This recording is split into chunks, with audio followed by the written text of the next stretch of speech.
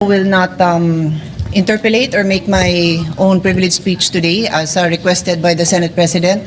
I reserve my right to make the proper interventions at the time that the Senate President and our other colleagues agree upon.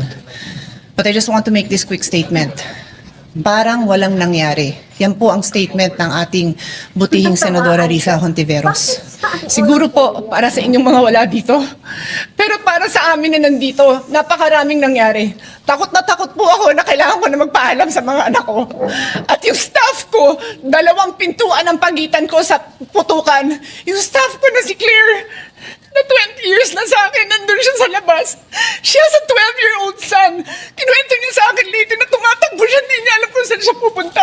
Kaya para sabihin niyo na walang nangyari. Napakasakit para sa aming lahat na nandito. And as I said, 2 pintuan na nagpo-protect sa akin sa putukan. Pero yung media, yung Senate staff, yung hindi naman makauwi dahil sila ang security, sila ang elevator, women and boys natin, nandoon po sila. So dear colleagues, napakarami nang nangyari. And one more thing, wala ho akong sinisisi. Pero nung pagkatapos ng lahat, pagtingin ko ng group natin, yung dating majority group, walang ni isa sa inyong nangamusta sa amin. Some of you I've known for 20 years, 10 years, and I didn't even hear any of you say, kamusta na kayo dyan? Napakasakit na sa akin. Sobrang sakit. So yun lang ang masasabi ko. Yes, I am very ready to share my story, to ask questions. Pero kung wala ho kayo dito, huwag niyong questionin yung mga nangyari sa mga nandito. Dahil nandito kami, kasama ng staff. Staff namin, Senate staff. You have your own story. I respect that. But please respect my own story. Thank you, Mr. President. Mr. President, yes, of course, we sympathize with the manifestation made by Senator Pia Cayetano, but my position is merely to give a suggestion for your consideration and for the consideration of our colleagues. I think this particular issue, once culminated, should be referred to the Committee of the Whole. The reason being, it is an extraordinary remedy necessary because of the issues of Senate institutional security. With the chamber itself is affected, the institution is threatened. There are multiple Senate committees that are going to be involved: public order, justice, rules, ethics, even finance, because of the procurement of the weapons allegedly that were used. So the Senate has a direct institutional stake, every senator. So this is not just a majority or minority. So therefore, may I give a suggestion that you consider the possibility of all these manifestations be referred to the Committee of the Whole. And in the past, the Committee of the Whole, when we investigated formally, we investigated PhilHealth, it was the Senate President that chaired the Committee of the Whole, unless he appoints a co-chairman. This representation always takes, you know this, Your Honor, always takes your suggestions seriously. So you're suggesting we use Rule 14 and Section 14 of the rules and create a special committee, the Committee of the Whole. Is that correct? Yes.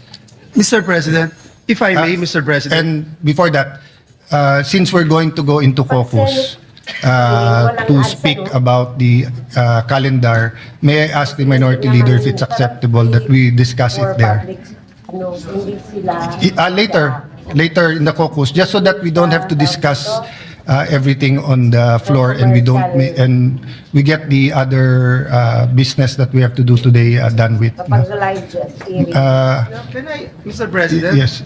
Mr. Majority President, Leader. I'm sorry, Mr. President, but just to put on record, there are a lot of senators who wanted to speak and reserve their On right this issue. on this particular Put it issue. on We record have- so that we yes, can we have amend it. Senator Mark Villar, Senator Camille Villar, Senator Jingo Estrada, Senator Robin Hood Padilla, Senator Bongo, Senator Lauren Legarda, Senator Win Gatchalian, and even this representation, Mr. President. So, if I may, Mr. President, and with the indulgence of our colleagues, I think we already made that decision that on Monday, come Monday, we can talk about this, Mr. President, and of course, entertain the idea being raised by our minority leader. So with that, Mr. President, may I just move that we proceed with the reference of business so that the resolutions I just have to recognize Senator Hontiveros with that pakiusap of everyone. we that yield, Mr. President. Yes. We yield to the distinguished lady, Mr. President. Sagot na si Risa. Maraming salamat, Mr. President. I empathize with the experiences and the feelings expressed by the gentlewoman from Taguig and Pateros. May I just repeat what I clearly stated at the context of na parang walang nangyari. I'm talking about ngayon, after those terrible events that caused fear and a lot of other negative emotions and experiences sa ating mga colleagues, sa ating mga Senate staff, sa security unit dito at sa Senate media.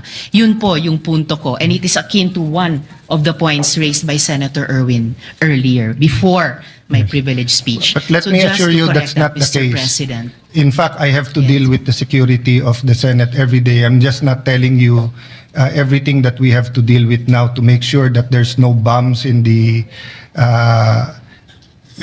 in the area, just like every day except this time, and also making sure that there's no miscommunication between the executive, legislative, judiciary, and the international community. That's precisely why we are waiting for the complete investigation, because there are matters that when are discussed in public will cause more alarm and confusion rather than clarity. But that doesn't mean na parang walang nangyari lang. I think that's the point where there will be strong answers, Senator Risa. But of course, you have your point of view, and we respect that. Thank you, Mr. President. And lastly, just for the record, as I said earlier, I deeply respect the emotions of our distinguished colleague. It's evident that the violence that breached our halls has profoundly affected all of us. And I don't doubt, Mr. President, the leadership's personal distress over what transpired. However, when I stated that it feels as though now as though walang nangyari, I was not speaking about our personal feelings. I was speaking about our institutional posture. Thank you for that. Our grief as senators is valid, but our mandate requires action. Salamat po ng marami, Mr. President. Thank you for that statement. And personally, I've stated this again and again. And I don't doubt the sincerity of President Marcos when he called to check if we are safe and to assure us that it wasn't an attack from the executive department.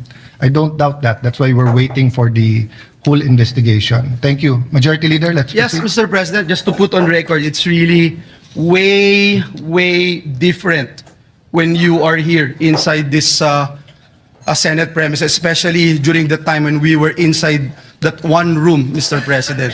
I would still recall the gunshots, the smelling of gunpowder, Mr. President, and everything that we had experienced. So it's really different, Mr. President. Just want to put that on record. With that, Mr. President, may I move now to that we proceed with the reference of business. Please proceed.